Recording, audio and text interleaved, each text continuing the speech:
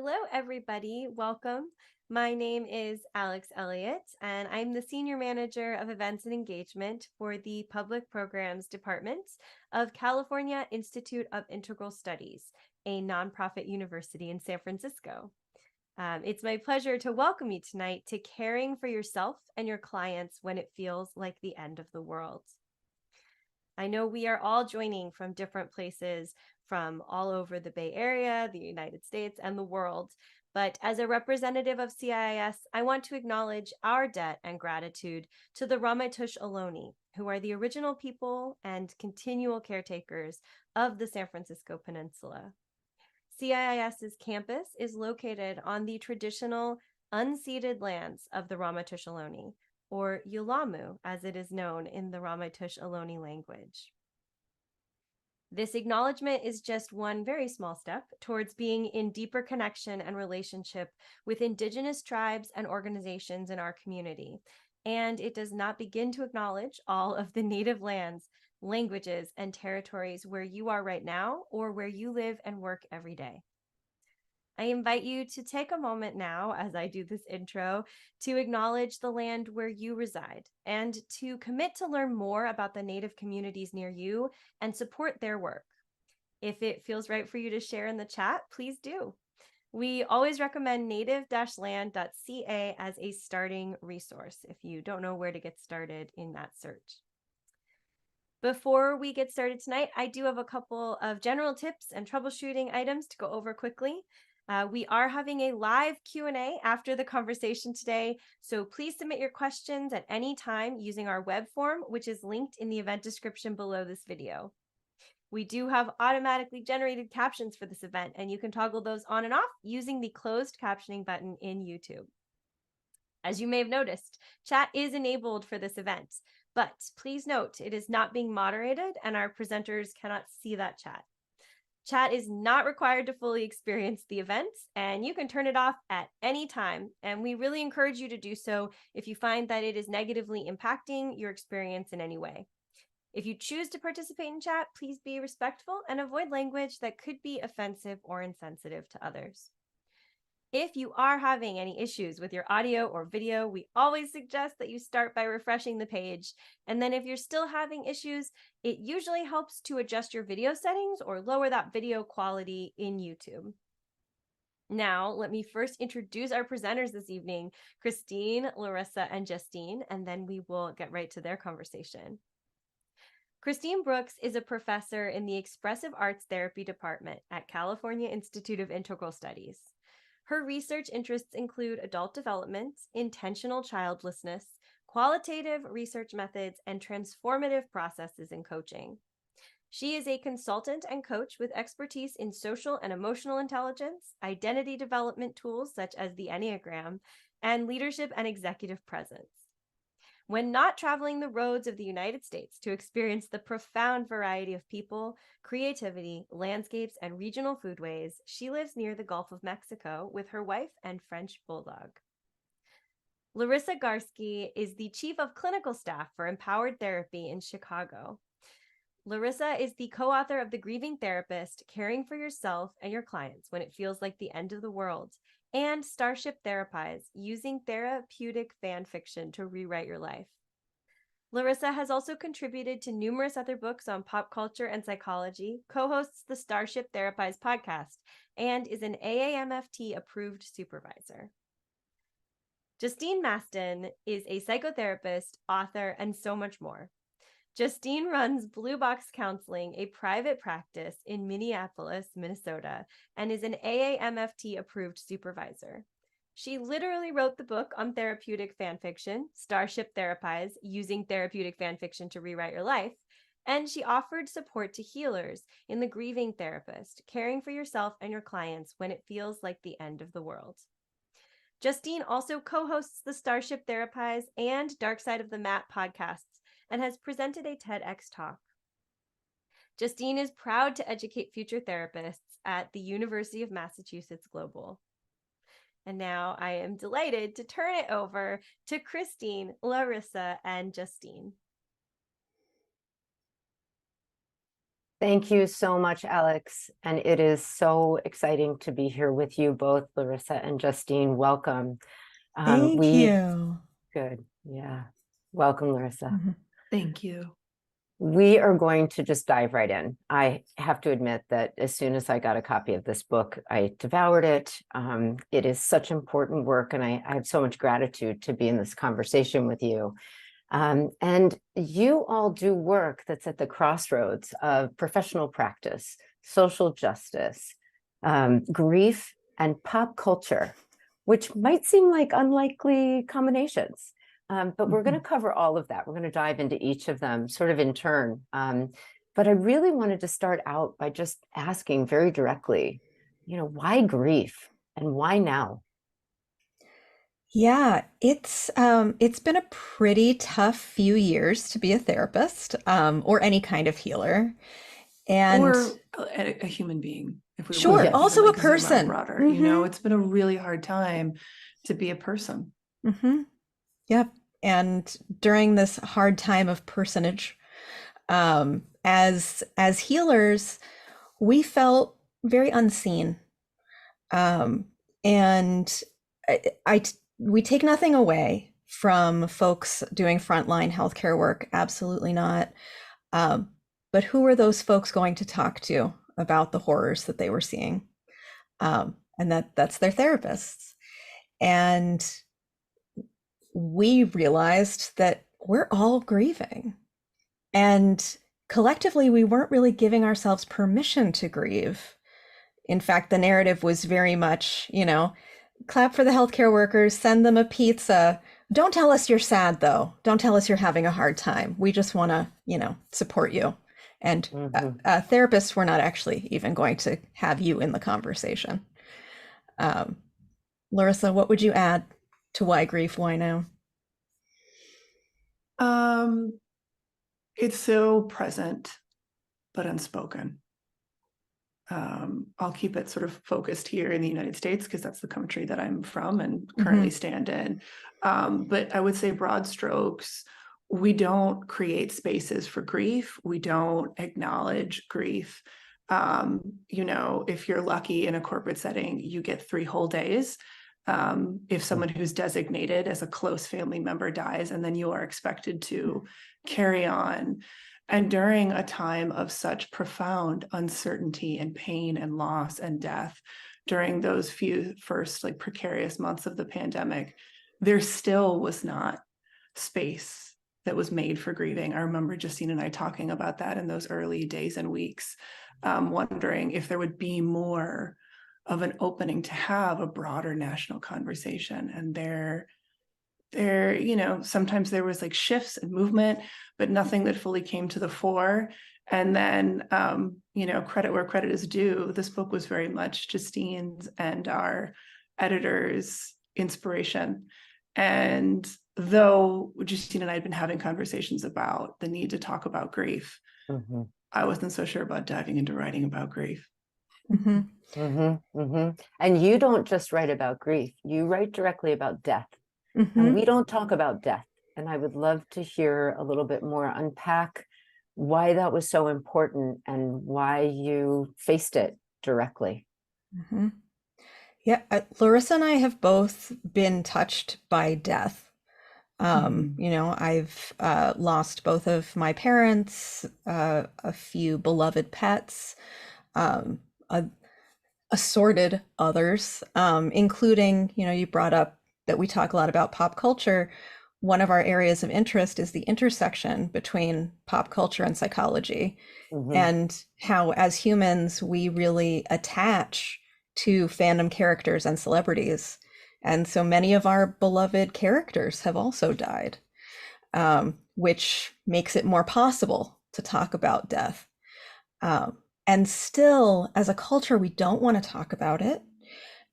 This is uh, Eurocentric Western America we're talking about. Mhm. Um, and I very much wanted to talk about death because of the negative experiences I had when I was overseeing the death and send off of both of my parents. More so my mother than my father. I felt like going in to take care of those rituals, it was all very old ritual, which, let me be clear, I love an old ritual, but these were, rituals from the 1950s. Yeah. And I didn't feel like they spoke to me. I didn't feel like they spoke to who my mother was. Um, the man who was helping me with this, the funeral director, was in a three-piece suit and led me down into the basement to look at caskets and urns. And the wallpaper was this, vaguely racist Asian design. And I was sitting across from a newspaper clipping from the Nixon administration, and I felt like, is this still our narrative about death? Mhm. Did we stop? Did we just decide this is what death looks like and just said, And then, okay? right. And then and you're having these considerations and writing this book in the midst of profound death on in so many ways and with so many people, that level of loss is just enormous and almost unfathomable in many ways. And so the antiquated ways, and then confronting that we are all in this at the same time, and joyously, you do, right, from a perspective of pop culture, you do bring in the fact that we are multifaceted and live in multi-local places and multi-local universes in a lot of ways. And so how can that change how we confront this inevitability, confront these things that we live with and are our reality as human beings? Talk a little bit about that pop culture piece and why that shifts your perspective. The way I kind of thought about it, or the question that popped into my mind was, what is your origin story in your superhero universes, whichever they may be, related to death and grief? Who are you in your pop culture fandom that was prepared to dive into a book like this? Well, Larisa, you want to start? Wow, there's a lot happening in We're that question. We're getting into pop culture and death. That's your. Let's just dive right in. Yeah. Well, as a lead into this, one of the things that I want to name is that in going through the writing of this book, one of the things that became so clear and so stark is that death is part of life. They're very much interwoven. And in much of our modern society, modern present day society, we've created systems and structures that keep us apart from facing death, because death is such a painful thing, both for the person who's actually dying and for the loved ones who feel that they are going to be left behind, because in a very real way they are. And yet, being present with death and the process of it brings us back to life. It reminds us of what's important. It creates, through grief, this possibility for profound change, which is something that Justine and I really realized as well in writing this, that in fact, grieving is one of the core ways that we ourselves as individuals have changed in our lives. And you do that by facing death and facing that pain. But then, of course, that returns us to that question of, if death is so painful and so terrible, and we've created all these structures to avoid it, how in the world do we face it? And I think for both Justine and I, well, I don't think I know, one of the big ways that we answer that question is through the power of stories and narrative and pop culture. It gives us a container, a way to hold and be present with our grief without being overwhelmed by it. It also gives us, I think, the building blocks of how to start to make meaning from that death and that loss. What might that look like through a pop culture lens? Like, give me an example of how you might starship therapize this. Grieving and death, the and grieving loss. process. Right, exactly. Yeah, well, I mean, I think this is a perfect place for me to talk about I thought one the of the same, few Justine. Yeah, one of the few case examples, because we really did try to keep this book very much focused on the healer and their experience as opposed to the client, because there are already books about that. And there's already plenty of conversation about that. Um, I will circle back to my origin story, Right. but I will jump into. I had a client who was actively dying, had a terminal cancer diagnosis, and this was someone who did not have a faith tradition. And so while they were doing quite well with some of the realities of the end of their life, one of the big questions, the big curiosities was, what comes next? What's after? And this was someone who didn't have a faith tradition, so they didn't have a spiritual advisor to go talk to about these questions. And I, as therapist, became de facto spiritual advisor. And I actually feel like the work that we do is quite spiritual, and that stories are a very spiritual experience. And what I got curious with the client about was, what if you could create your own afterlife? If nothing is true, then anything is possible. Can we fanfic the afterlife? What do you want to come after? And they were very enamored of a certain story about a hobbit and a wizard and a fellowship. And we talked about, could the afterlife look like sailing to the undying lands? Could that be what your next step is? And that offered this person a lot of comfort, believing that, okay, I get to decide what comes next. Because what matters is what's giving me comfort in this moment. And what's giving me comfort in this moment is believing that I can get on that ship with Frodo and Bilbo and the last of the elves. And not be alone. And not be alone. That's the companionship of that. And we'll touch on that more for sure. But yeah. But my origin story, what I call my first fandom, was Twin Peaks. And I was a little bit young to be watching it when it aired. But that never stopped me from watching anything. A classic child of the 80s was Justine. That's right. I'm like, it's on television, it's fine. And that story centers around a murder, a violent murder. But the story is about the people who are searching for answers around what happened. And the main character, for folks who don't know, is FBI agent Dale Cooper. And one of his lines, he's asked, where are we going? And he said that he doesn't know, but he's sure it's somewhere both wonderful and strange. And in that moment, I felt like I was not aware I was a queer human yet, but I knew that I was strange. I had been told that. And if someone like Dale Cooper could believe that in my strangeness, I was also wonderful, then duality is possible. And just the doors of possibility open up for us.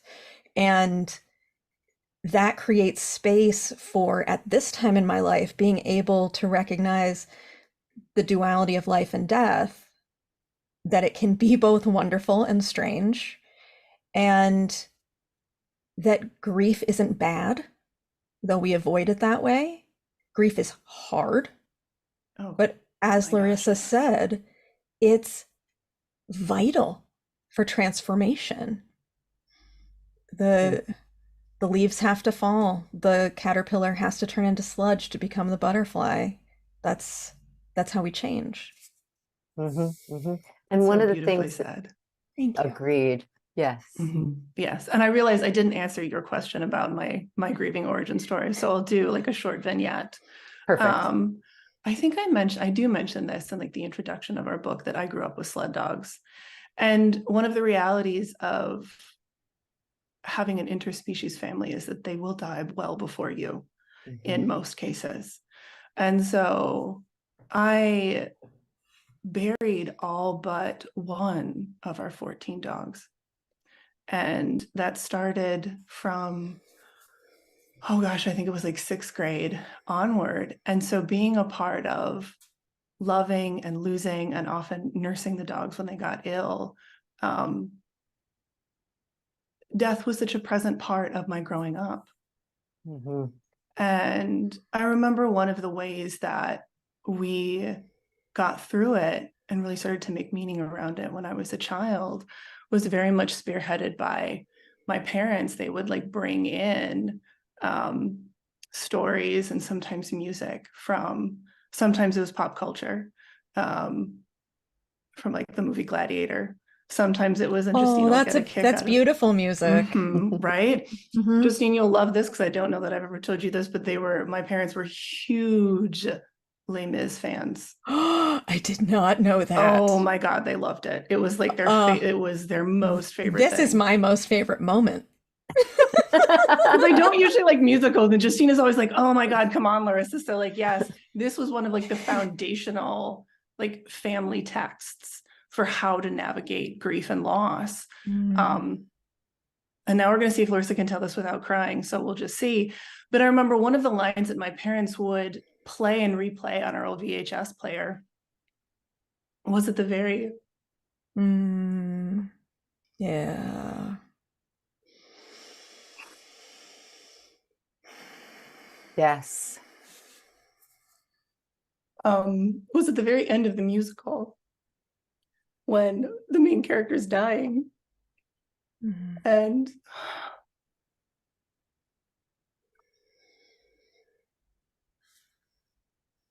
the line goes, to love another person is to see the face of God. And I remember as a young person hearing that line and thinking of the dog that was ill and thinking of how much I love them. And I thought, okay, that's the eternity here. That's the transcendence here. I love them and they're dying and they're going to be gone. But if they're the face of God, then they're also forever. And I didn't get that from any sort of ancient text of religion. I got that from a pop culture musical. And clearly it changed my life. Oh, that's so beautiful. Thank I you. didn't know you had that connection to Jean Valjean. Well, I love in these talks, Justine, to like have a little surprise anecdote. I know, it sparks a lot of joy for me. This is the best thing about doing interviews. We learn new stuff about each other. It's so true. It also indicates how deep your pop culture lexicon is, that you constantly are pulling from it. And that my sense is that you are able to meet clients in exactly where they may be or their reference points by having this knowledge of these touchstones that a lot of people do share. And I know that you, in your work, you're not just in your clinical offices. You are out doing conventions. You are part of the pop culture world, not just picking from it. You are living within it. So I imagine that your clients are often speaking a language that you can just join them in. Do you think that impacts who comes to you for the work in some way? It definitely does for me. Larisa used to actually contract with me when she lived in Minneapolis. She now lives in Chicago, but my private practice is called Blue Box Counseling, which is a nod to Doctor Who. And my logo used to look very much like the TARDIS from Doctor Who. And the way I saw this was, I grew up in a time when you needed to look for literal flags and literal windows. And I'm trying to present a nerd flag in the window saying, your stories are welcome here. which sometimes clinicians think, oh, that's silly or that's not important. And what I would say to that is, if you talk to the people who speak the language of story and who find their spirituality through stories, if you were to talk to that human who has now long since passed away of cancer, whether Tolkien was important to him and whether it mattered that the therapist knew that story, you bet it mattered. And so I am very upfront about who I am and the work that I do. And I mean, you can see behind me, I used to try and hide this part of myself when I first, I call myself a recovering yoga teacher. When I first went through yoga teacher training, I tried to hide this part of myself because, well, I should be wearing Lululemon and talking about how beautiful everyone's practice is. And I shouldn't be talking about nerd stuff. And then I went to therapy school and I was like, also, I need to hide this part of myself and be very, buttoned up and professional. Right. Yes. The equivalent of a beige sweater. That's who I need to be. And the feedback I got in both areas was, you're not being authentic. I was like, well, no, of course not. You're asking me not to be because you're saying this is what a yoga teacher is and this is what a therapist is. And so a huge part of my work is deconstructing the narrative of what it means to be any kind of healer. And how do we bring in that which is authentic to us? I created a narrative style of yoga that I called Yoga Quest that was based all around pop culture stories. And I base my entire therapy practice all around pop culture stories. So the folks I see, it's very rare for someone to find me who's like, I'm not really into like stuff like that. It happens. But much more often people come to me and they're like, oh, finally, someone who's not gonna pathologize the fact that I'm a furry, or the fact that I LARP, or the fact that the meaning of my life comes from video games. Mm-hmm. Mm-hmm. Right. And this ties so beautifully into the way that you've created the narrative of the book, which, as you mentioned earlier, you wrote this book for therapists, for healers. And I think it does translate beyond psychotherapy.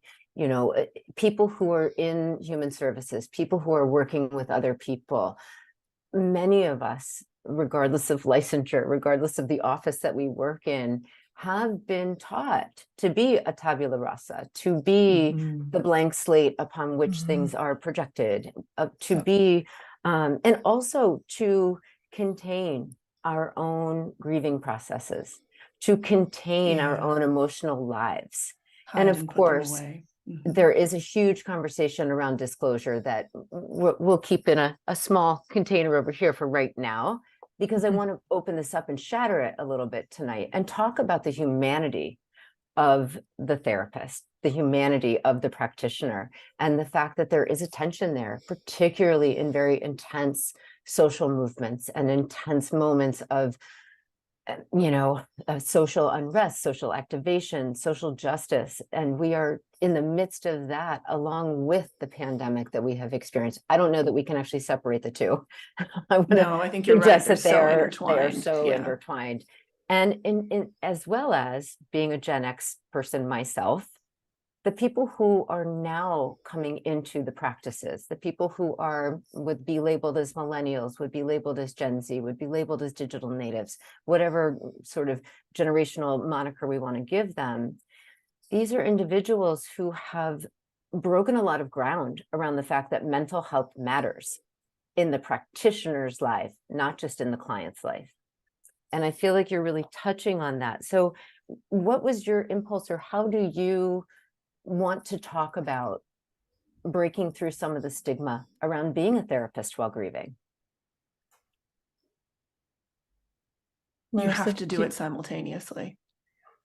This idea that you need to, as a therapist, take all of your pain and put it in a box, and then maybe you check on it in a couple of months. I've so been guilty of that. It's like there's so much dramatic irony that I'm the one that's talking about this. Early in my career, that was my MO. So much so that like Justine and Patty, who was one of our main supervisors and mentors, had to do an intervention with me at one point because I was so divorced and separated from the very real physical and emotional pain that my job at the time was causing me. And through that and a couple other scenarios, it really became so clear to me that while of course it's not the case that like I'm going to show up on a call and start like weeping for 60 minutes, that's not the vibe. If I'm going to show up in an authentic way and be able to be present and be able to move with a client's deep grief, I gotta be acknowledging my own grieving. And when I say simultaneously, I do literally mean at the same time, that I am going to be able to go inward and be with the parts of me that are oh so sad as I'm listening to my client and give them some reassurance simultaneous with giving that to my client. It is for me the most human and authentic way to be. Mm-hmm. Yeah. Well, and part of what you're speaking to, Larisa, is we need to be people. We need to have permission to be entire human beings. And human beings have a whole world of experience and emotion and life that historically our profession, and that we could extrapolate this out to many healing professions, Absolutely. that, you know, you show up and you do the job, but you're not a special snowflake. You're, you know, it's why I had the vision of what a therapist was, because that had been presented to me, that you should be a tabula rasa. And I tried, and I really sucked at it because that's, and it might be hard for people watching this right now because they're like, look how authentic you are, you know, in your little Peter Pan collar with your, you know, doll-sized Pac-Man. You must be super comfortable in your skin. Like, I am now. But at the time, I thought it wasn't okay to be me. You know, I thought maybe Dale Cooper wasn't right about being both wonderful and strange in my job. Maybe I can be wonderful and strange in my life. But if I want to be taken seriously as a healer, well, then I need to conform. And I could not disagree more now. And in fact, when I teach, when I mentor, when I get in front of people like all of you, part of what I want to bring is my authenticity as an invitation to yours. Exactly. So beautifully said. Right? And this might be your authentic, or your authentic might look very different. But can you bring you? Because that's what's healing. It's not healing to walk into a beige room with a picture of a sailboat unless that's really meaningful. Right? Well, and even if it is, you know, one of the things that like I've really enjoyed discovering in my work as I've continued on is that unlike Justine, I don't work at a practice where the geek flag is so front facing. There's a little bit of like mystery there in terms of like finding me, but then like once you do, when you get in my office, if it's my literal office, you're going to see all of the amazing fandom art that I have up. If it's my virtual one, you're going to be like, well, look at this beige wall. I know the beige kept coming up, and I'm like, well, we do have an example of beige here. We do have an example of beige right here. And yet, as soon as I start talking, I'm weaving in all kinds of fandom and pop culture references. And so right out of the gate, as Justine said so beautifully, I'm inviting and normalizing for my clients, like, hey, story gets to be a part of this space. One of my favorite things as a therapist and doing this work has been sort of like teasing out with clients who present a little bit more beige facing, teasing out within them the stories that are so meaningful. And sometimes it's stories that I've like never watched before. Justine loves this example and she probably knows where I'm going, but like I never watched this show Suits in my life until I had a few folks cross my threshold. Oh, Right. And they were like huge fans. And I was like, all right, I'll sit down and I'll watch this. And then I loved it. And we would go back and forth. And I found like interesting ways to bring those characters into session. It added such richness and such play, which I think is also another cornerstone and another answer to the question of how do we grieve? Well, we do it with play. We have to have that lightness and brightness and joy to balance out the weight and the heaviness of sadness. It's how our systems titrate. And I come from a family that originated in the South of the United States. So along with play, I would like to throw in that sprinkle of dark humor that shows up as well. You know, that sort of the gallows humor, if you will, that I think sometimes also we get so afraid, we get so primed that making that joke or, you know, giggling in the pew by accident because somebody said something during the service that was just too much, right? That we've created this stoicism that grief equals sad. Grief equals miserable. Grief equals nothingness, and that it will never end. And in my own lived experience of grief, it doesn't feel like that at all. It comes and it goes, and sometimes it feels hilarious, and that feels strange because no one taught me that that was okay. And sometimes it feels miserable, and giving permission to be in that space, I think, is critical too. And one of the places where, you know, in your writing that I really saw this so clearly, this balancing of the two, but also not avoiding the pain while embracing the joy, was when you were talking about social justice and how we grieve for the destruction that is happening in many, many communities, virtually all communities right now. And that holding space for the social justice element as well, and inviting that in, and saying this is a space to explore how devastating it may feel. Can you speak a little bit to where you both developed that ability to hold larger social justice issues, or how that plays into your processes as clinicians, as practitioners, educators, activists, supervisors, the many hats that you wear? Yeah, I have too many hats, probably. But you know, my mom collected hats, so that must be literal hats. That must be. You come by it honestly. I do come by it honestly. Yes.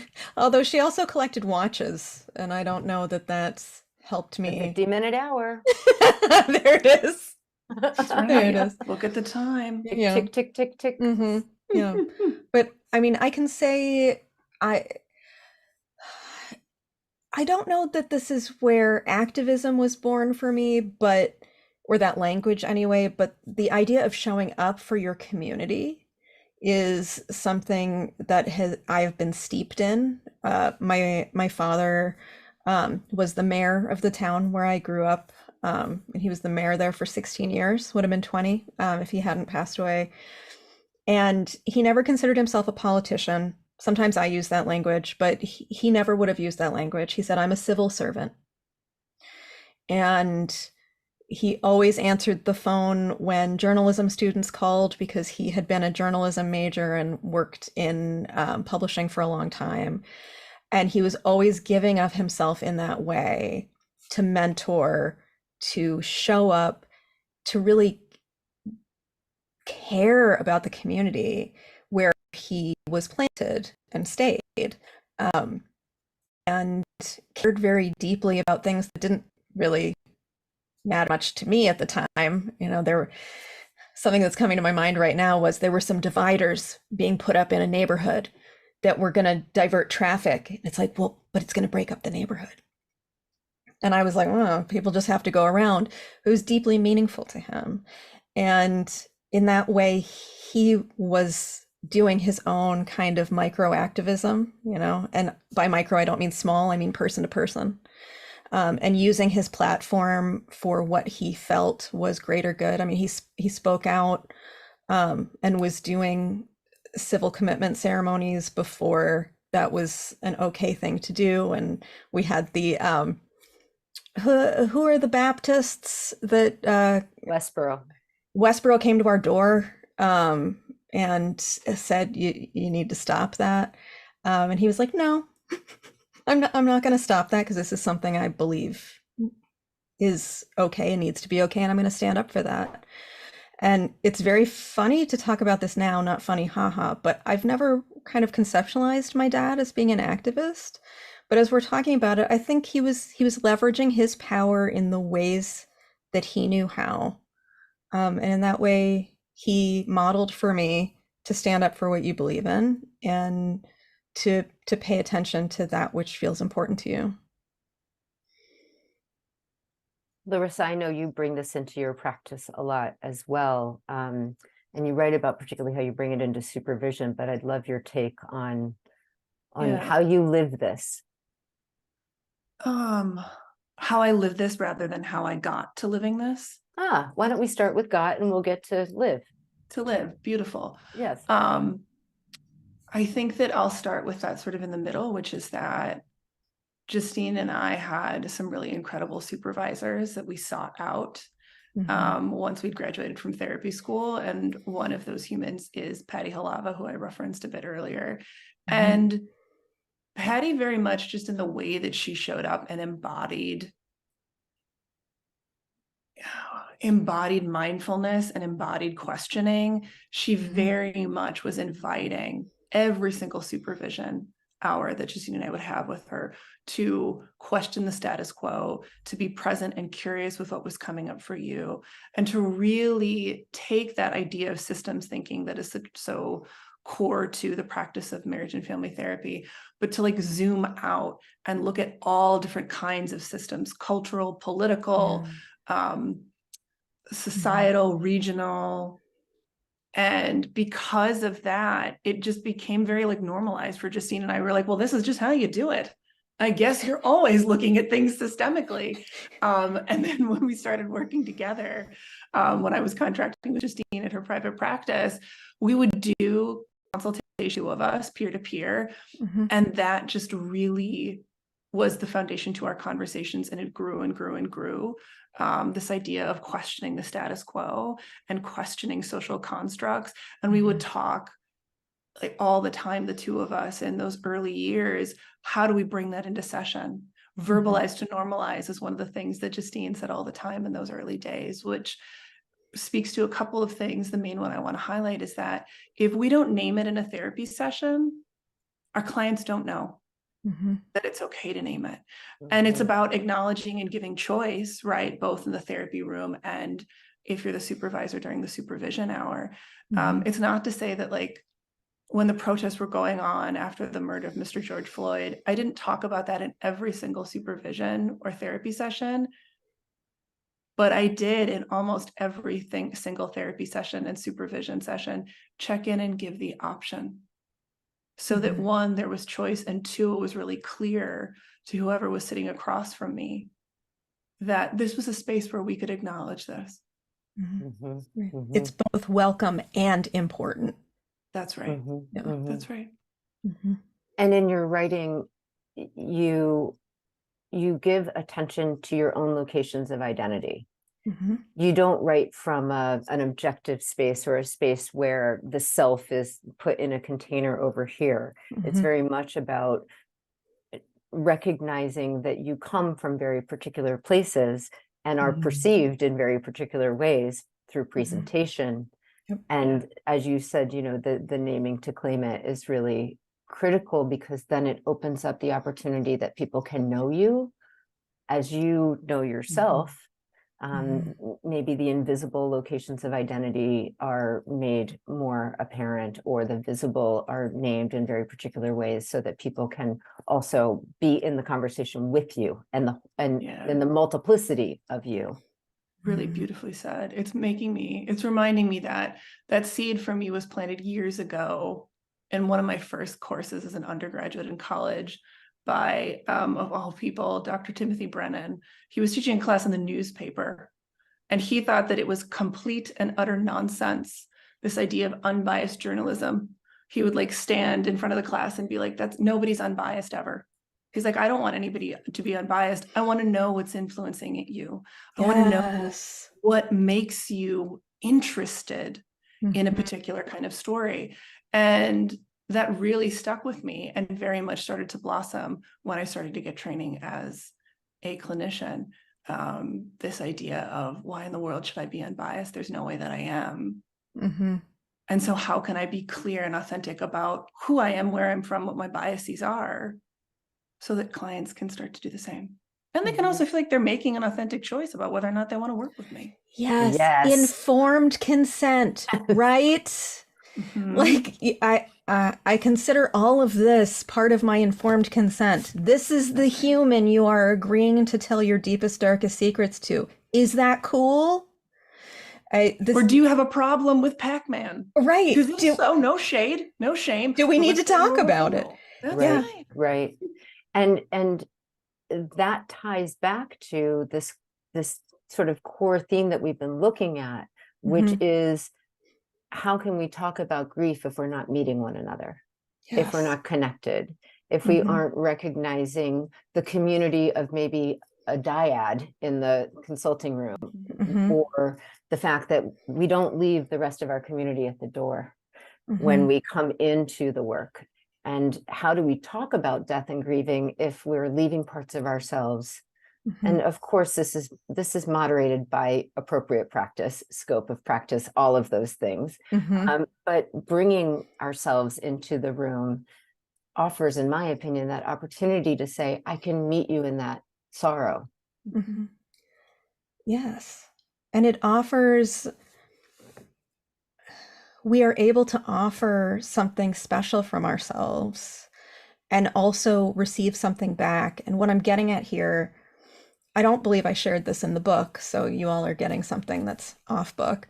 But when I was working with that client who was dying of cancer, my mother was also dying of cancer. And this client didn't know that. I didn't bring that in.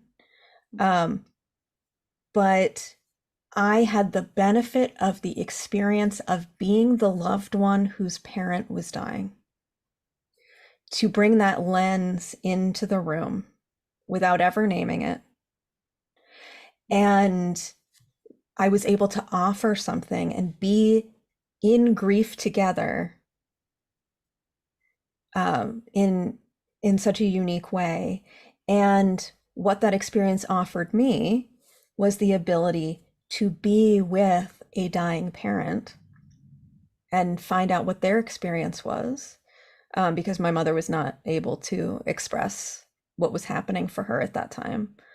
And so in a way where no one is harmed, we're able to show up for one another and sort of enact this grieving together. And now, at the time, I probably wouldn't have labeled it this way, but it was such a gift. It was such a gift, that synchronicity. And one of the ways you unwrapped it is you got a lot of consultation outside of that therapy room. So much. Right. And so much. And I grieved, I was sharing office space with a dear friend of mine. And I would just go into her office and say, "Can I cry for a while?" Right. And that is the community of practitioners right there. Is not doing this work alone. And not thinking we can do this work alone. That's right. Yeah, because I was crying because I was sad that my client was dying. I was crying because I was sad my mother was dying. I was crying and needed support. And how amazing to have someone who was like, "Yes, come in my office, come cry." Right, because the other sort of metaphysical piece of it all is that when you have that grieving community as a clinician, they are there with you emotionally in the therapy room. So Yeah. yes, you're like physically alone. Usually it's just like you and the client, or you and a couple other clients. But when you're getting that consultation, when you have that community, you bring them with you into that space. Mm-hmm. Mhm. Yeah. You're surrounded by support. That's right. Yeah. How do we get better at being grieving therapists, grieving practitioners? How do we improve this moving forward? Mm-hmm. Yeah, I have a few answers. They're mostly about structures and systems that I think could change significantly. Yes. And I was quite open about this in the book, so I'm quite open about it here too. I think that the way that we train therapists, the way that we train educators, the way that we train supervisors is just as outdated as that very nice old man who led me down to the basement to show me the caskets and urns. And we are not educating folks to live in the world that we live in, which is to say, talking about the realities of climate devastation, our infighting with one another, the general grief that we live with every day. And so we're not coming in with those skills on the front end. So I think there could be a big sea change there. But until that happens, microactivism, person to person, show up and be a person. Don't allow yourself to be squished down. And I am not going to name this person, but a professor of mine said that, you know, you should be sitting across from your client, hands at your sides, basically seated mountain pose.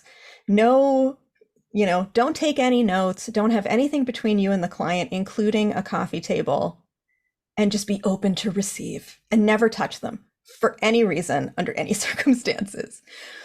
And I was like, first of all, where are my clients putting their tea and their tissues? I mean, there's no coffee table. What are we doing? That's just logistically a nightmare.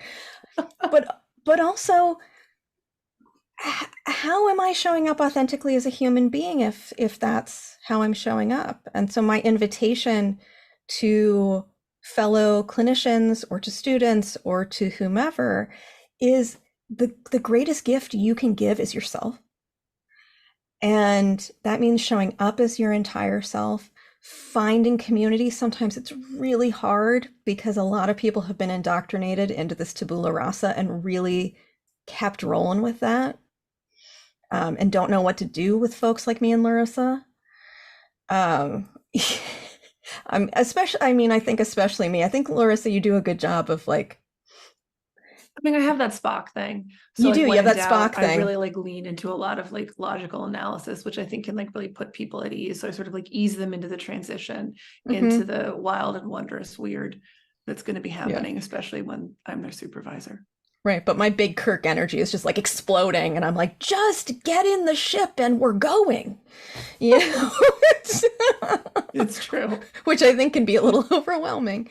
But that's my invitation. And that's how I think we can be better, is just inviting each other to be people and allowing each other to be people. So if you're a supervisor, let your supervisee be people. If you're a teacher, let your students be people. It And I would seems say, simple, like, but yeah, go ahead. yes, I would say we have a lot of, I mean, that's part of why we wrote the book, right?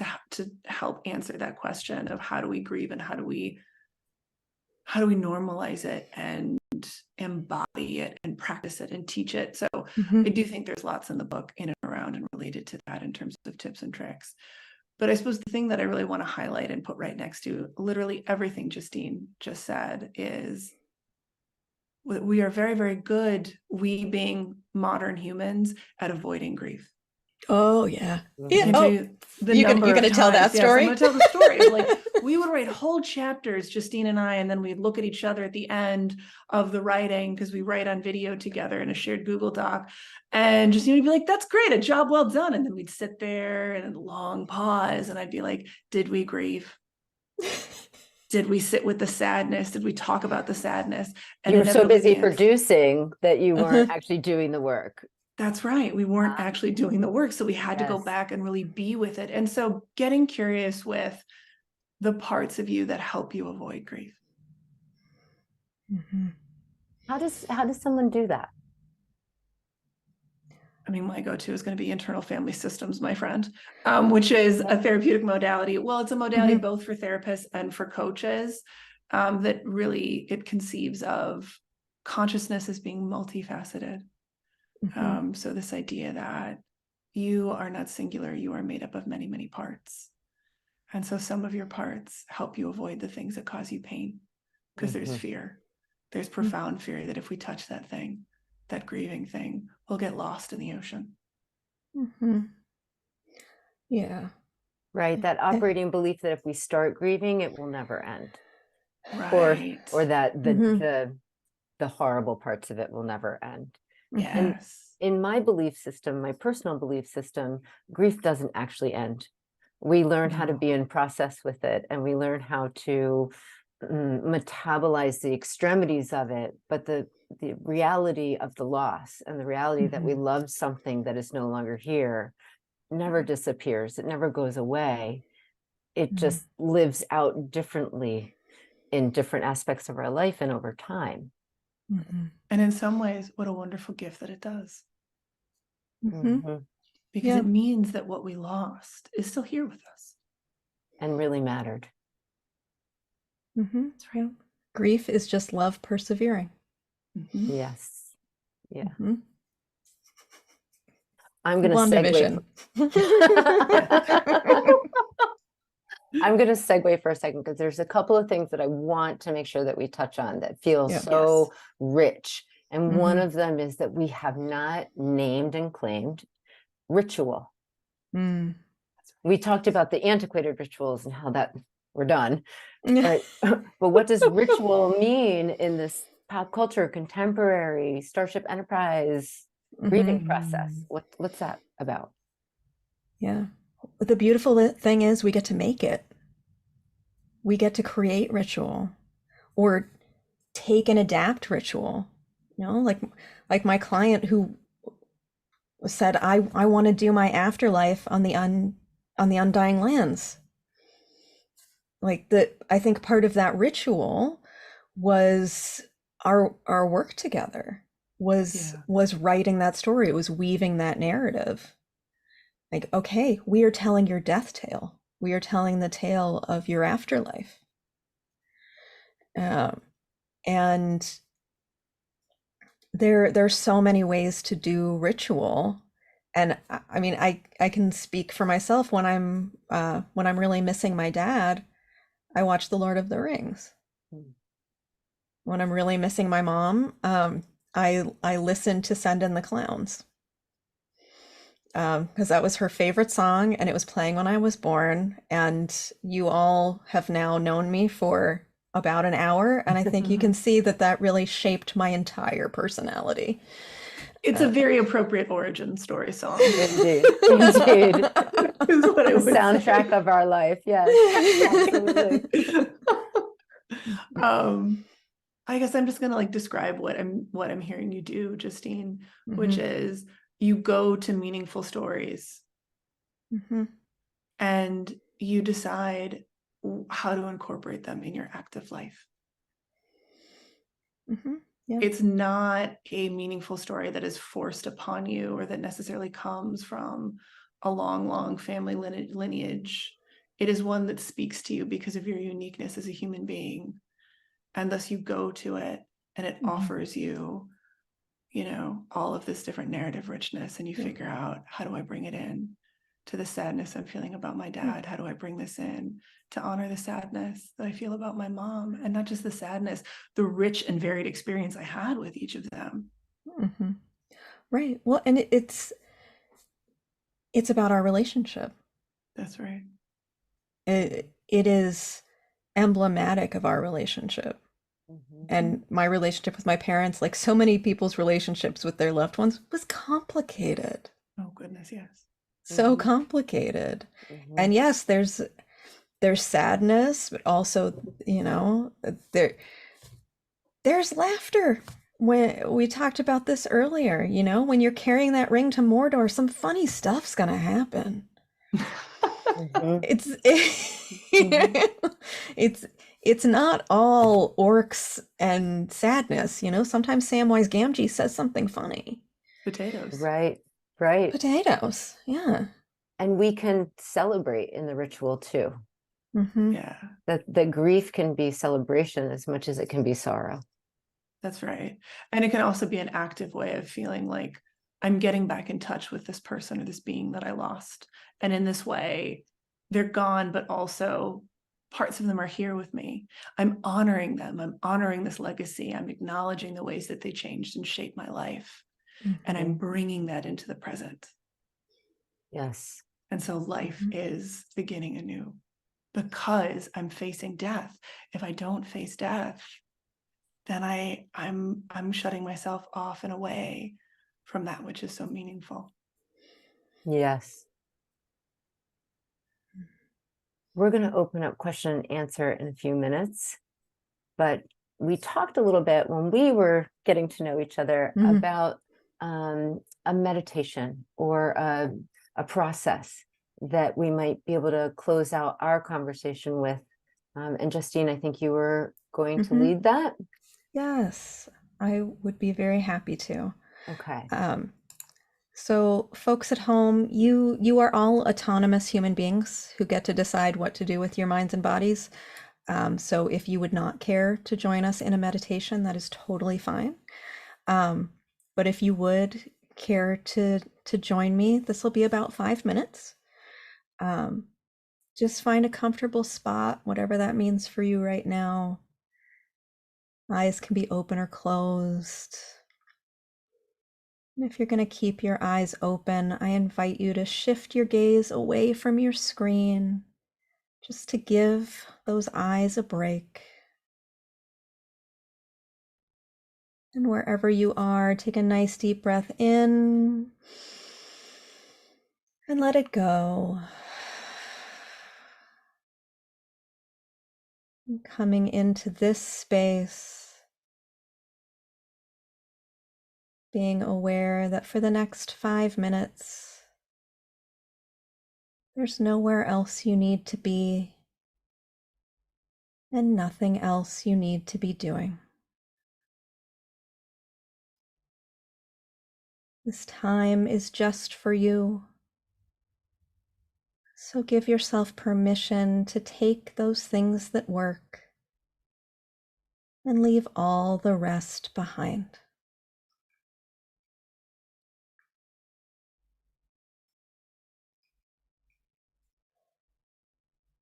I'll be offering you some guidance in this meditation. You're welcome to focus on the sound of my voice or allow my words to gently come in and out of your awareness naturally as they will.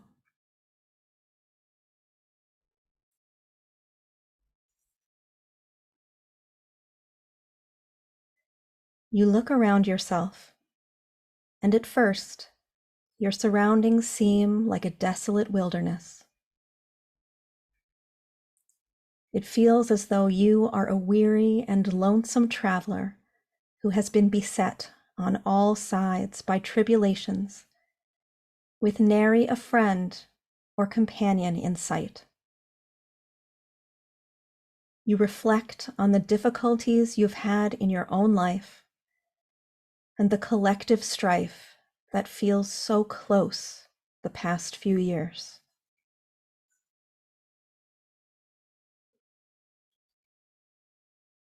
But just as it begins to feel as if all hope is lost, you peer through the trees, such a dark shade of green that they almost appear black, and make out a dim spark of orange. With cautious optimism, you walk toward this flash of orange. And with each step, the spark grows brighter. After a while, your ears prick at the sound of laughter and human voices. How long has it been since you've gathered with others in a felt sense of community? Oh, look, another arrival, calls a voice from up ahead. You step into a clearing with a blazing campfire in the center, surrounded by many inviting faces. As you stand awestruck and overwhelmed, one of your kin hands you a steaming mug, while another makes room around the fire. Welcome, your friend says as you sit down in the circle and take in the faces of your fellows.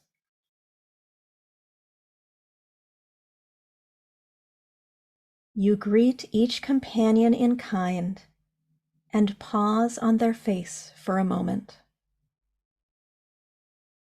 You want to remember who is here at the campfire with you.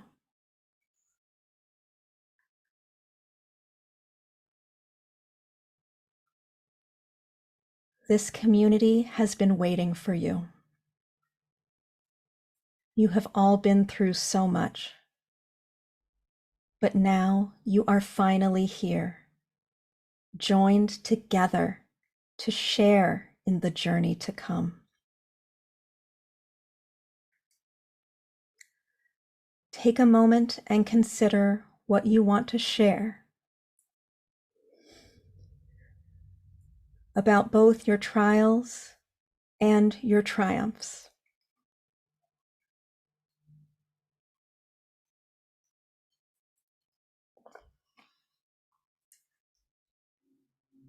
Take a moment and share what feels important to you at this time.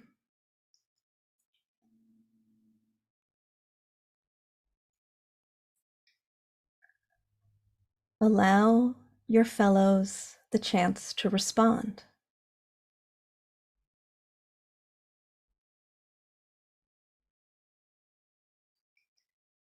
Thank them for their presence and take one final look around the circle. You want to remember each face and each message. You want to remember this feeling.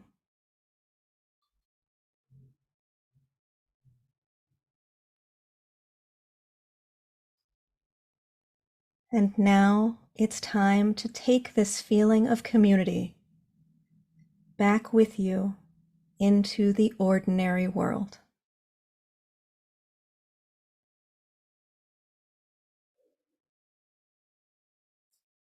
And with this image in your mind and this feeling in your body,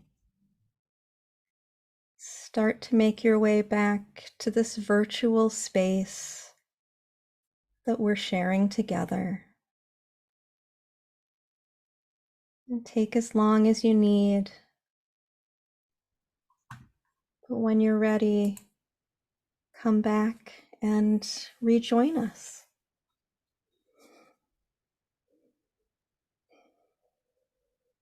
Thank you. Thank you, Justine. Thank you so much. It's such a beautiful example of the fact that we can do this in any moment. Mm-hmm. We can remember in this way in any moment. Mm-hmm. Thank you. Okay. From this grounded place, I have some questions for you all from our wonderful audience. So I'm going to read them and please just jump in and share your insight. Okay. So this is a question from Michelle. How would you help a client who is interested in the notion of the afterlife, but also feels uncomfortable with it? Yeah. I mean, I can say the client that I was working with was definitely uncomfortable. I may not have emphasized that bit, but there was definitely discomfort and fear around the what comes after. But I'm curious, is this question more about they're uncomfortable talking to me, or they're uncomfortable having this conversation, or they're just uncomfortable with the idea Subject of the matter. afterlife? Yeah. Yeah. So opening up that curiosity might be the way in, is to clarify, where does the discomfort reside? Yeah. And to get curious with them about, are there particular depictions of the afterlife in song, in book, or books rather, in movies, in film, that vibe with them, that resonate with them? And what are depictions that like don't? Because that too is going to help you get more information about what are the cognitions and biases that they're bringing to the afterlife. What are the feelings that they're bringing to the afterlife? It's also going to give you, I think, important seeds in the future when, and if it's appropriate to do so, you start to really build out with them, what is their afterlife? How do they want to conceive of it? And a piece that just came up for me too was the notion of not needing to do something about the uncomfortable feeling. Well said. Yes. Just make space for that discomfort. We're not making it go away. We're not putting it in a box. We're not trying to resolve it or solve it for them. We're being with it. Right. Right. Because how unhelpful would it be to be like, oh, it's okay. I'm a safe person to talk to. Oof. Ooh, don't like that language. Or you don't need to be afraid of the afterlife. Don't worry about it. It'll be fine. It'll be fine. Or if it's causing like profound distress and you're really attuning to that, I think it can be really hard as healers to see that pain and discomfort in our clients. Sometimes that can really bring up our own inner caretaker. Yep. But then I think it's so helpful to remember that metaphor that I know, Justine, you love so much about the butterfly also works for a moth. If you love a good moth, I do love a moth. We fought Justine about was kind this. enough to go with butterfly in the book, but that like, you're not going to help your client if you fix it or do it for them. That's right. They got to struggle with this discomfort. And they can do that within the safety of the therapeutic room when you're radiating that compassion. And that uncomfortable may be there forever. Oh gosh, yeah. You know, that may be part of the human condition of preparing oneself for the afterlife. I love that. I'm so glad you brought that up, because it's so true that like we don't help ourselves to try to get rid of discomfort or pain. That's so much a part of like our modern construct of what it is to be alive, that we're like, let's get rid of that discomfort. Let's get rid of this unpleasantness. No, we need that. We need all of that. That's how we remain engaged with life. Yes. You ready for your next question? Hit us. Ready. Okay. All right. So this is a question from one of our community members. How can a therapist effectively self-disclose on topics of despair and grief? How do we do this? This is a great question. Yeah. I mean, I did this almost daily during the pandemic. And also, I live in Minneapolis, the city where Mr. George Floyd was murdered by the police force here in the city where I live. And the neighborhoods of some of my clients were burning. And to tabula rasa that, I think would have been an incredible disservice to my clients. And what I mean by that would be to log on, all blank slatey, and say, and how are you? And they say, I'm freaking out, and how are you? And I'm like, I'm fine. I was not fine. I was not fine. And what I would disclose is, client, this is a pretty hard day. It's a pretty hard day today. I'm having a hard time holding all of this despair because I also feel despair. Yes. And then shifting it back to them and grounding it in their experience. Right. To build off of that, I'll say for myself, and you all saw this today in the talk, that I can get I can get teary. That's like the reality of me and how I show up as a human. Mhm. So one of the ways that like I work with myself and my own system around, is this something that I could disclose that would actually be therapeutic, or would this be too overwhelming with my system, is I've learned how to go inward and be like, okay, on a scale of 1 to weeping, where are we at with Mhm. this particular therapeutic self-disclosure? Because it's not going to be at all beneficial to my client for me to become like so dysregulated that they're starting to worry about like, oh my God, do I need to take care of Larisa? The answer is no, you definitely don't need to take care of me. Right. And if there's something that I think would even be beneficial therapeutic disclosure, but I go inward and I'm like, oh, it's too far in one direction, it's too close to weepy, then I know for myself, I'm not going to be able to do appropriate therapeutic disclosure or supervisory self-disclosure around this. The Mhm. other thing I really love to do, because I'm a big believer in choice and consent, is I always ask my clients and my supervisees. Now, I will say, I've never had someone say, no, don't share this thing about yourself. Because usually clients in particular are like, oh my God, Tell me I want to know anything more about you. tell Yeah. me anything about you. They like lean into the screen and they're like, oh gosh, yes. So it's not as if they're going to help me figure out, is this Mhm. appropriate? It's more a part of the intervention to make sure that they understand what I'm about to do, and that they understand that they do get to consent to it. Mhm. Mhm. Right. And this comes with experience. It's Right. harder at first. And Mhm. it also is about presence in the moment, Mhm. staying very grounded. And if there's a tendency to get ungrounded in the teariness or the weepiness Mhm. or the grief, to practice beforehand or Mhm. practice outside of the therapy room. Who am I when I go to this place? How can I take care of myself in the moment when I'm with a Mhm. client so that I can Mhm. self-regulate to the best of my ability? That's Yeah. beautifully said. Well, Yeah. and that's making me think of something else, which is Larissa and I both use a lot of internal family systems. And the language of IFS is all about parts. There are parts of us. We are not entirely one thing, but we are many things. And so I will often say to clients like, whoa, a part of me really felt something when you said that. Mm. Yes. That is a way I disclose. And I'm not saying, wow, a part of me really felt something when you said that because my mother is dying. Right. But like, oh wow, I really felt a part of me get activated when you mentioned that. I'm just gonna ask that part to take a step back so I can come back and be here with you. Mhm. Yeah. Yeah. And that's And I, naming and modeling how to do that for clients. yes. And something is coming up for me. It's like a very concrete anecdote. My dog Marinim, whom we partially dedicated the book to, she died in the early phases of our writing this book.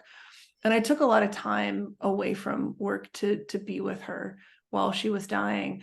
And I was very honest about that with my staff. I didn't tell clients that because I was like, this is not an email thing to communicate. But because of the nature of the pandemic and the way that Marinim was, she would like join video calls.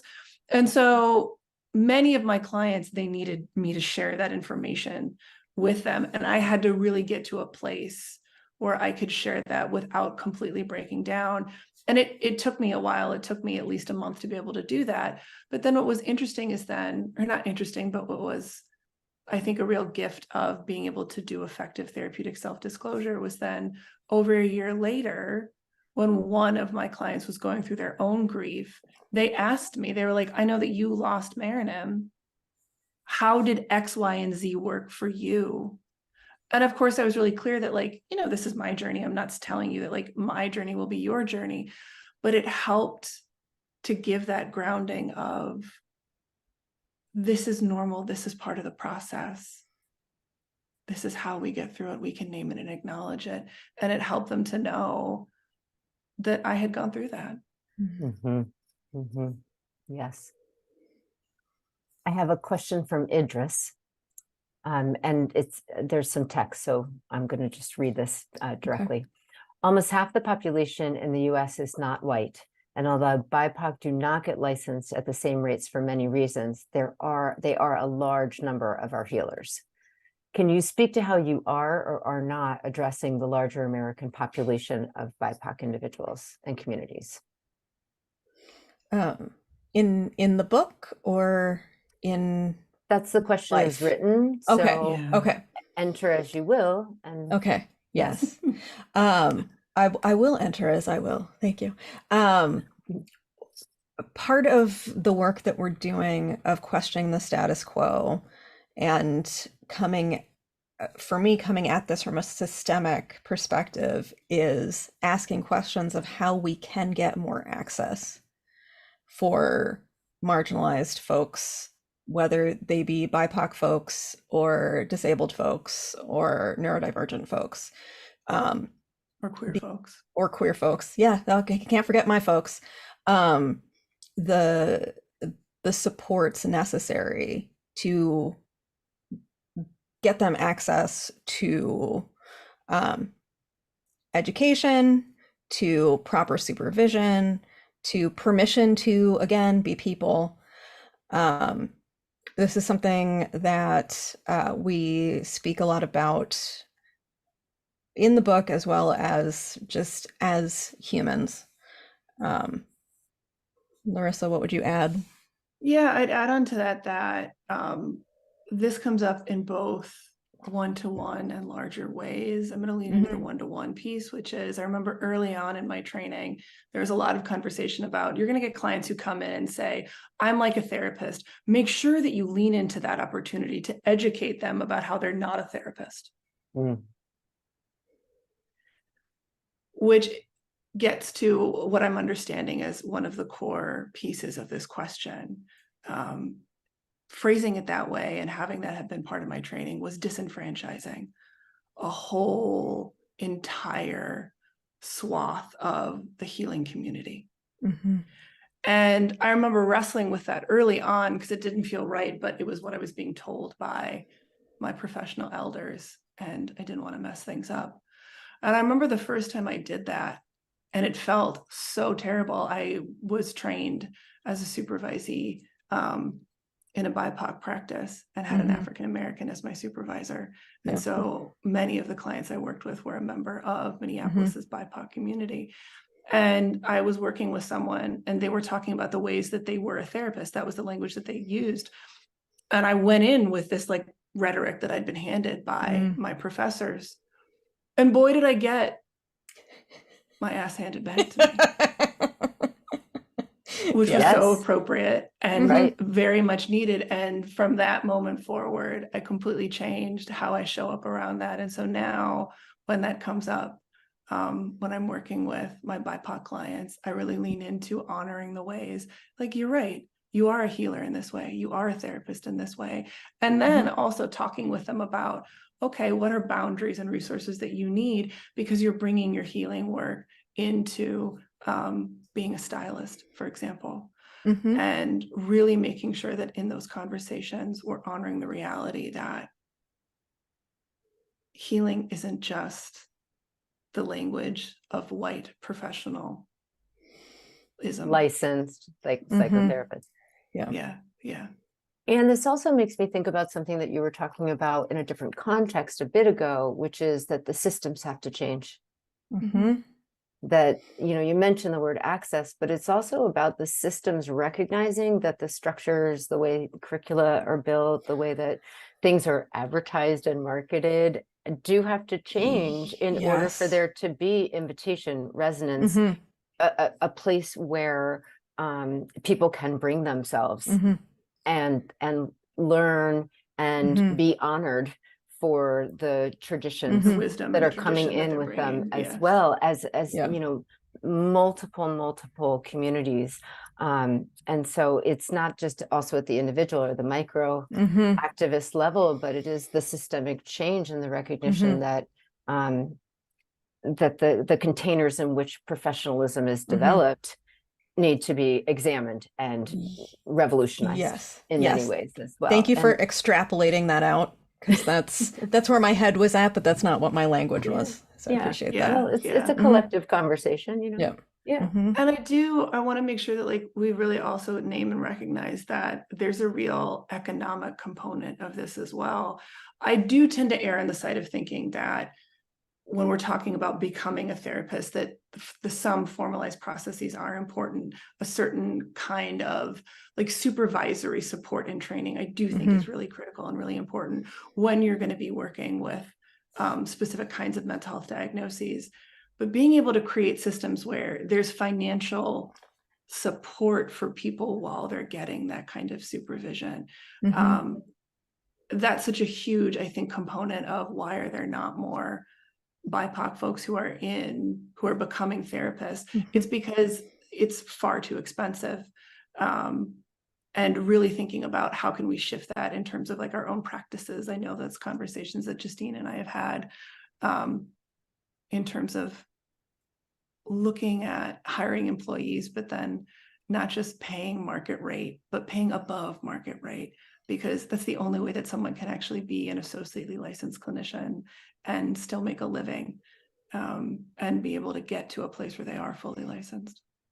Yeah. And I mean, obviously, just the standards we have at the academic level for like the language one is supposed to use, and et cetera, et cetera. I'm thinking of a student of mine who's Hmong, and just very much struggled with some of the academic language stuff.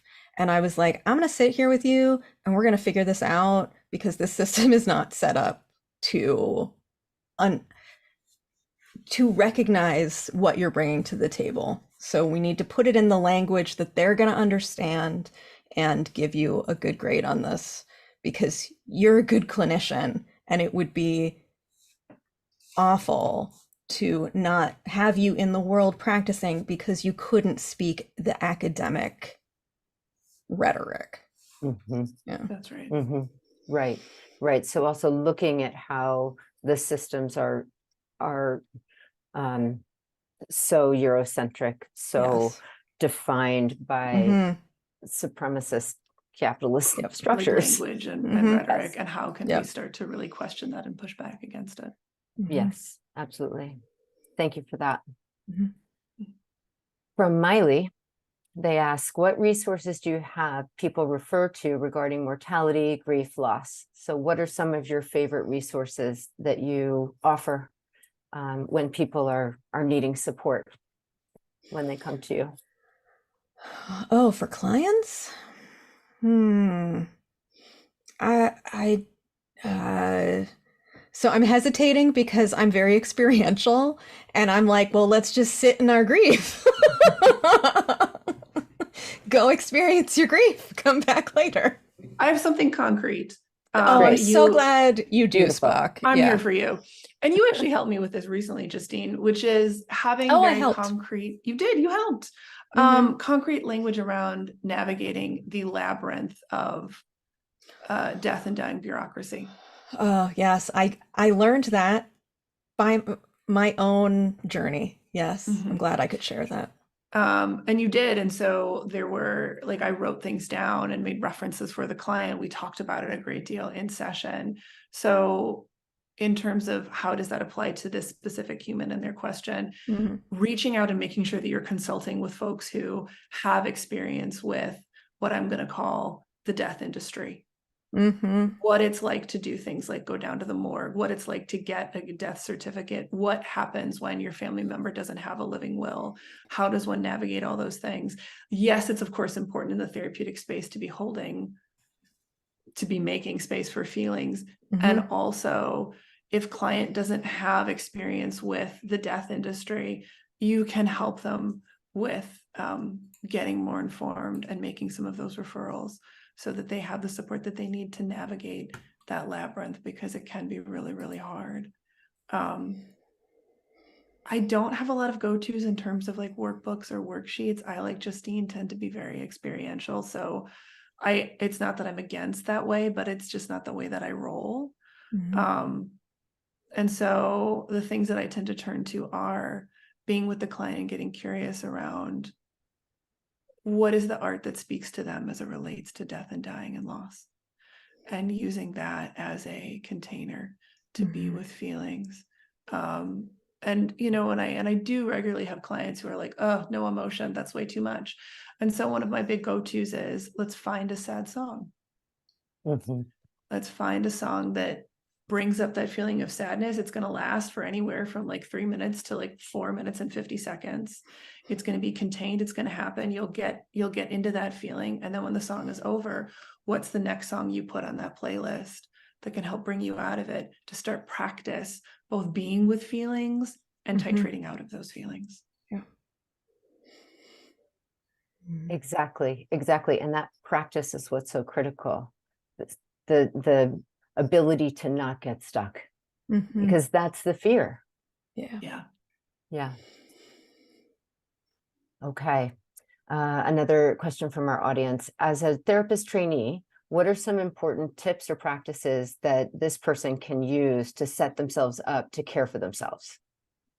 How do we care for ourselves in this big moment of grief? And Okay. I don't know if you're going to like my answer to this question, person who asked the question, but I feel like it's really important to bring into the space, which is be aware that you can't self-care your way out of moral injury. So part of self-care plan is learning how to identify moral injury and recognize when you're being exploited, and have trusted sage-like people in your life you can talk to who will say, hey, you're being exploited, like Patty and I did with Larisa when she was... Larisa and I did with Patty. Patty and I were that's intervening right, on you. Exploited. I got you. You were being exploited. Can you define for folks at home, those who don't know, what moral injury is, Justine? Yeah, so everybody's heard of burnout, right? That's when we have used more energy than we have in reserve. And we are now lacking the capacity to, in the case of our career, hold a safe container for clients. And we can do harm to others, and we are definitely doing harm to ourselves. But moral injury is burnout on a systemic level. That's when the system in which you are working is asking you to do things that are against your character, your values, or what you know is safe or healthy for you. For your client and yourself. So if you are a trainee and you're being asked to see 40 clients a week, I would consider that moral injury. Because that is an unacceptable level of client hours for a trainee to be seeing, to maintain their mental, emotional, and physical well-being. And to give an example that was literally ripped from the Instagram headlines recently, there was an Instagram ad that popped up for Justine and I from Talkspace, which was showing this person on a date. And it said something to the effect of like, on a bad date, text your therapist. Our Talkspace therapists are available whenever you need. And I'm going to tell you right now, friends, the date that was taking place in this particular photo was definitely after hours. And it made me think of all the young clinicians who are working at different therapy apps and are being told by the system that employs them, you need to be available for your clients at all hours, which is totally against any type of like licensure or coaching ethics, right? You will get burnt out in a system like that, but that's not because you're not doing appropriate self-care. That's because you're being asked to do a kind of work that is detrimental, and being able to flag that for yourself and then make a plan to exit that organization at some point. Maybe you have to stay there for a certain period of time, but making sure that you have an exit strategy and that you're really clear with yourself that this is not something that I'm doing to me. This is something that is being done to me. I am being exploited. And that's why I feel so awful. And maybe I can't go out to this movie because I just need to lie flat on the floor.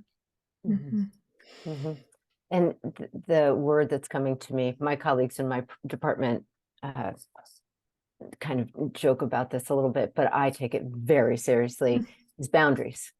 I'm really inspired by the work of Nedra Tawwab and the way that she is talking about boundaries, and that boundaries are healthy. They are not about shutting out others. They are about being clear about what will work for me Yep. in a loving and kind way, but it may not work for you, but that needs to be okay for me. And I think that in terms of self-care, that is phase one. That is step one, is learning about our own boundaries. And as therapists, we're often asked to not have them, or there's a preconceived notion that we can move beyond them.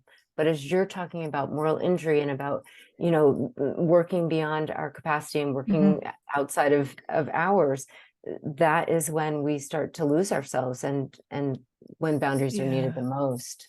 Absolutely. And you reminded me that I want to name one more thing, which is that some of our most profound meaning can come from our own personal pain. Many of us who end up in helping professions of any variety, we got here because of something painful that happened to us. And we've transformed it as a way. And that transformation is, I show up for others. If that's the only way that you're making meaning in your life, and certainly when I started out in the field, it was the only way I was making meaning in my life. So it was the only place that I saw that like there was real value and importance. I couldn't figure out how to disengage from work because it was my meaning making.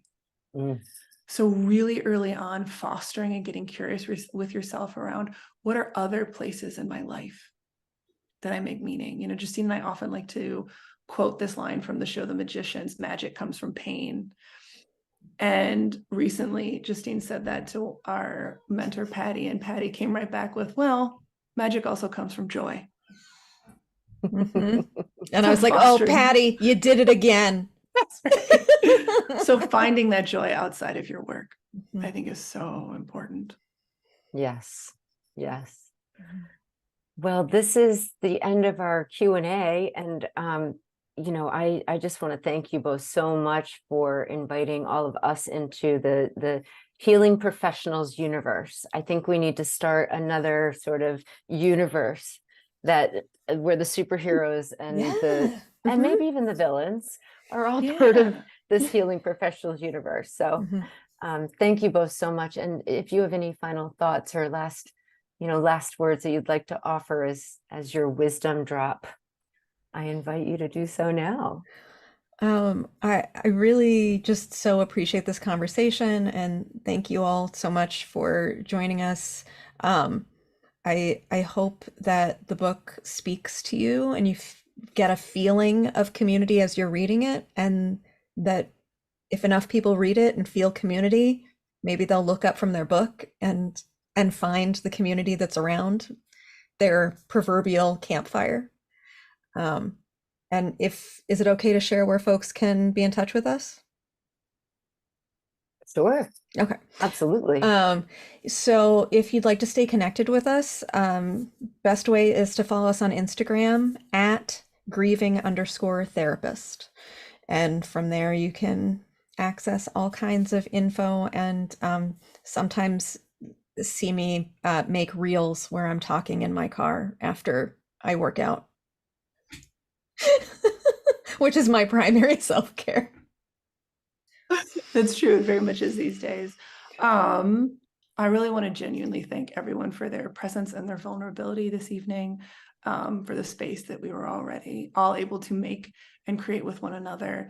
And I suppose the final thing that I would want to say is, I hope that this book is an invitation for others to take up space, and for those who are, and for folks to get curious about the space that they're in and the space that they're making and the space that maybe they're not making. Because we are but two humans who had a voice and a perspective. We are not the only voice. We are not the only perspective. And life is rich and wonderful when there's a community of voices and there's equal moments of speaking and listening. Oh, I love that. And it makes me think of one final quote. The world was wide enough for both Hamilton and me. Right? That's right. And on that note of musical theater, thank you all. We started with it, we end with it. It's a beautiful full circle, just like life itself. That's right. Thank you both so much. It's been a real pleasure. Thank you. Thank you. My heart is full.